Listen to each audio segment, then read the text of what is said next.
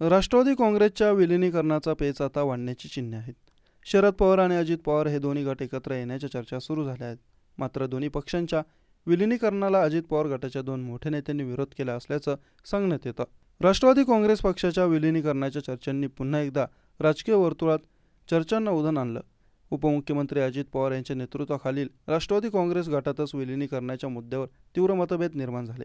काही नेते या निर्णयास पाठिंबा देत असले तरी काही वरिष्ठ नेते त्यास ठाम विरोध करत असल्याची माहिती सूत्रांकडून समोर आली. विशेष म्हणजे विलिनीकरणाला विरोध करणाऱ्यांमध्ये पक्षाचे ज्येष्ठ नेते आणि सध्या राज्याचे प्रदेशाध्यक्ष असलेले सुनील तटकरे तसेच प्रफुल्ल पटेल यांची नावे आघाडीवर आहेत.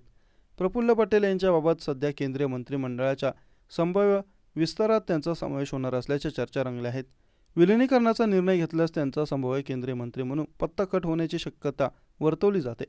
त्यांच्याऐवजी सुप्रिया सुळे यांना केंद्रात संधी मिळण्याची शक्यता वर्तवली जात आहे. दुसऱ्या बाजूला अजित पवार गटातील एकच गट जयंत पाटील यांना कॅबिनेट मंत्रिपद देण्याच्या विरोधात असल्याचं समजतं. मात्र जर विलिनीकरणाच्या प्रक्रियेस गती दिली गेली तर जयंत पाटील यांना मंत्रिमंडळात सामावून घ्यावे असा एक विचार प्रवाही पक्षात सक्रिय आहे. जयंत पाटील यांना मंत्रिमंडळात स्थान न दिल्यास पर्याय म्हणून त्यांना दोन्ही राष्ट्रवादींचा एकत्रित प्रदेशाध्यक्ष देण्याचा प्रस्ताव समोर आला, अशी जोरदार चर्चा सुरू आहे. परंतु हा प्रस्ताव मंजूर झाल्यास विद्यमान प्रदेशाध्यक्ष सुनील तटकरे यांच्या पदाला धोका निर्माण होऊ शकतो.